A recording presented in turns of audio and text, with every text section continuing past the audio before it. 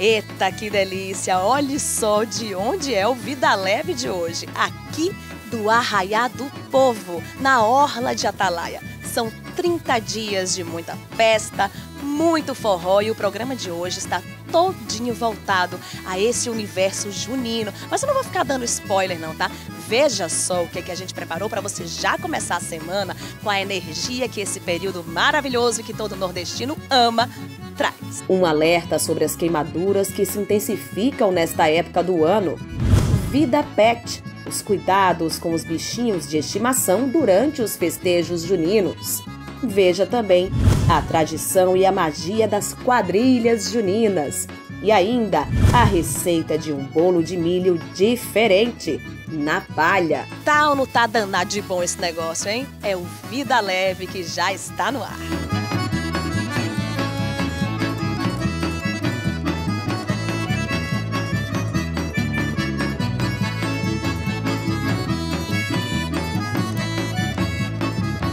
Bom dia, Levinho, bom dia, Levinha. Já pega aí essa energia dos festejos juninos e muita animação. Mas, ó, agora o assunto é sério, tá? A gente sabe que nesse período junino o número de queimados aumenta significativamente. Então, para você não perder o melhor da festa, todo cuidado é pouco. Roda a vinheta.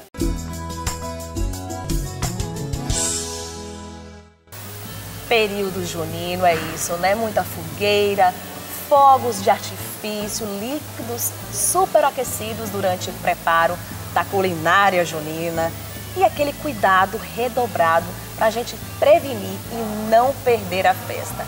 Eu converso agora com a farmacêutica Aline Santana. Seja bem-vinda ao Vida Leve, Aline. E é isso, né? A palavra é atenção redobrada, não é mesmo? Bom dia. Bom dia, olá. Então, isso mesmo, Anne. Nesse período é um período que a gente precisa ter muita atenção, né, muito cuidado, principalmente com as crianças, né, porque é um período festivo. E aí a gente precisa ter uma atenção redobrada, principalmente com crianças, né, por ter o tamanho menor. Então a gente sabe que uma queimadura pode se estender, tornar-se, né, um grau maior nessa criança.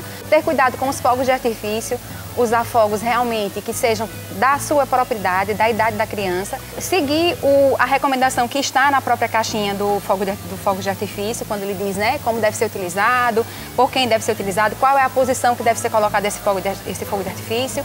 E também cuidado quando a gente for acender a fogueira, né? Ter cuidado com as panelas, com os cabos, né, para que eles não fiquem para o lado de fora. Né? Os fornos também, não deixar a criança próxima, o adulto próximo. Esses líquidos, né, quando eles começam a ferver, eles tendem, né, as fagulhas, né, podem entrar em contato com a pele do paciente. Não espichar o álcool, né, ali dentro daquela fogueira, porque aquele calor ele pode voltar para a gente, né, então ter esse cuidado. Né? Cuidado também no momento que a gente estiver tomando uma bebida, né? Uma cerveja, alguma bebida alcoólica, então ter cuidado com esse fogo para não respingar, né, na pessoa. Então isso é super importante a gente ter esses cuidados. Em relação aos fogos de artifício, tem um adendo aí que é a questão da supervisão quando se trata de crianças, né? Quando já é um maiorzinho, um adolescente, um adulto, ele vai ler ali o rótulo, a embalagem.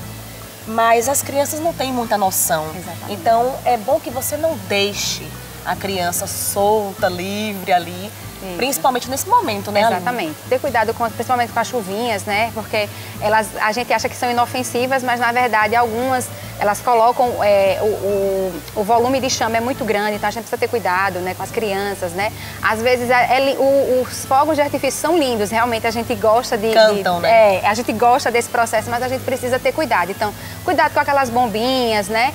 Eu sempre recomendo que criança, quando eu faço orientação com os pacientes, é que criança ela deve usar realmente o traquezinho de massa, porque ele precisa usar fogos de artifício de criança e não de adulto, né? E o adulto também, ele precisa ficar atento, porque às vezes na euforia ele pode acabar invertendo a posição do fogo de artifício e acabar essa chama vindo para ele e ele acabar se queimando, né? Quais são as partes do corpo que geralmente são acometidas, né, com mais incidência? Então, nós temos três graus de queimaduras, né? A gente tem a queimadura de primeiro grau, que é uma queimadura mais superficial. A gente tem uma queimadura de segundo grau, que essa queimadura a gente precisa ter um olhar diferenciado para ela, né? Porque é uma queimadura que pode gerar bolhas, pode gerar algumas lesões mais profundas. E a queimadura de terceiro grau, que essa aí é a que é a mais gritante, é a que realmente nos preocupa. Por quê? porque são essas que acabam enchendo as nossas urgências, as nossas unidades de queimados, né? Então a gente precisa ficar atento com relação a isso. E as partes do corpo são sempre o quê? Mãos, né? Braços, pernas.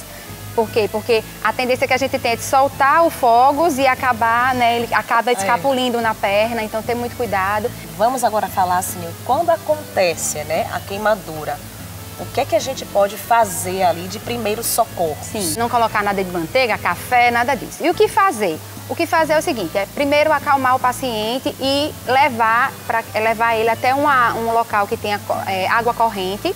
E aí a gente vai fazer a colocação do membro ou da parte que foi queimada embaixo daquela água corrente. Nada de água gelada, nem de gelo. Por que não pode fazer isso? Porque o gelo e a água gelada vão fazer um processo que pode aumentar a chance desse paciente ter formação de bolhas, né? E aí aumenta a chance dessa queimadura se estender. Então, lavou aquela região, né?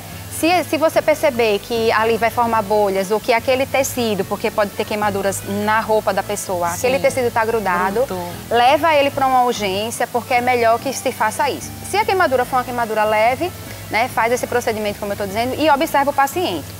Em caso de dor, né, se não conseguir ir numa urgência, pode ir numa farmácia, pedir orientação ao farmacêutico, porque ele vai conseguir trazer esse suporte para você com relação à dor, né, no caso, principalmente porque tem queimaduras que incomodam, né? Sim. Então a gente precisa ficar atento. E se por acaso formar bolhas, né? Porque a gente tem essa... Era né? isso que eu ia perguntar, sim, nada de pocar essa bolha. Exatamente, nada de estourar essa bolha, né? Se caso ela estoure por conta do momento, do tempo, deixar que aquilo ali, né, por si só saia. Se aquela pele estiver incomodando o paciente, a gente orienta que ele procure uma unidade de saúde para fazer a retirada dessa pele. Nada de tentar em casa ficar retirando, exatamente, grudado, né? Porque a gente sabe que a gente tem que ter, as nossas mãos é um veículo de contaminação, né? Então a gente precisa ter cuidado para quê? Para que essa queimadura ela não seja infeccionada. E aí a gente vai reduzir o dano nesse paciente e aí ele vai poder, não vai curtir o restinho da festa, né? Mas pelo menos ele vai tá bem de saúde, para que no próximo ano isso sirva de lição para que ele não aconteça mais. Então, é sempre ficar atento. São João está aí, as festas juninas estão aí, né, para a gente poder curtir, mas curtir com responsabilidade, né, e com prevenção, que é super importante. E aí todo mundo vai poder curtir seu São João, seu São Pedro de forma alegre e satisfeita, não é isso? É isso aí, já fica a dica, eu tô aqui rindo, porque a Aline tá me chamando de Ana o tempo todo. Porque meu nome é Anne Karine, muita gente não sabe, né? Sim, sim. Porque eu apresento sempre Karine Andrade, então, gente, Anne também é meu nome, tá? Aline, obrigada pelas suas informações, pela sua participação aqui no Vida Leve. Um ótimo São João, São Pedro aí, festejos juninos para todos, né? Muito obrigada.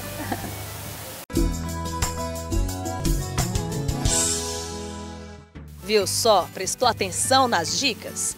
Já diz o ditado, prevenir é sempre melhor do que remediar. Pessoal, eu vou para um rápido intervalo comercial, mas eu vou no pé, volto no outro, trazendo dicas de prevenção para você que tem bichinho de estimação em casa. Nesse período junino também tem que ter todo um cuidado, além da receita da semana, que tá, ó, sucesso de garantia na sua mesa junina. Volte já, aproveite aí, dance o forrozinho, que é já, viu?